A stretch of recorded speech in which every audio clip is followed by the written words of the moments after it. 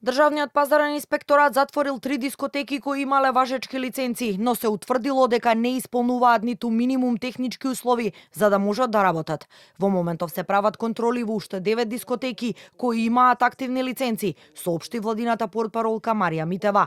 На терен секојдневно контролите ги вршат по десетина тимови, составени од повеќе надлежни институции, во кои учествуваат ДПИ, МВР, финансова полиција, трудови инспектори и од УЈП, а за сите што ќе бидат утврдени нерегуларности, до Министерството за економија ќе биде испратено барање за одземање на лиценцата, забрана за вршење на дејност и сите казнени одредби кои се возможни согласно закон.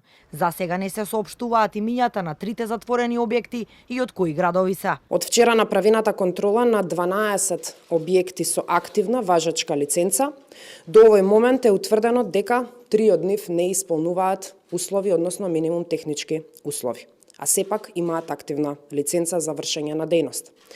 За останатите 9 ви информирам дека се уште е во тек проверката на документацијата и во текот на денот ќе излеземе со дополнителни информации. Во рамки на засилените контроли во ноќните клубови и кабареа, од МВР соопштија дека е приведен 58 годишен собственик на кабаре од Куманово, кој го затекнале како од неговото паркирано возило пред објектот изнесува противпожарни апарати и ги внесува во клубот. Веднаш потоа полициските службеници од Куманово извршиле контрола во објектот и пронашле и одзеле пиротехнички средства.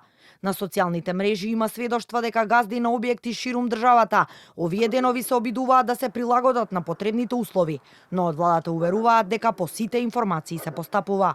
Сите ќе бидат проверени, дури и оние кои што немале лиценца вршеле работа и оние кои што имале ја вршеле. Сите буквално до еден ќе бидат проверени согласно законите и согласно она што е минимум технички услови кои што мора да ги исполнуваат согласно закон за да работат.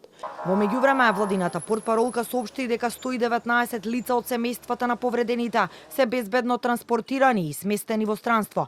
Надлежните ќе бидат во постојан контакт со сите семејства на повредените, на кои ќе им биде обезбеден транспорт и соодветно сместување во близина на болниците каде што се сместени нивните најблиски, изјави Митева.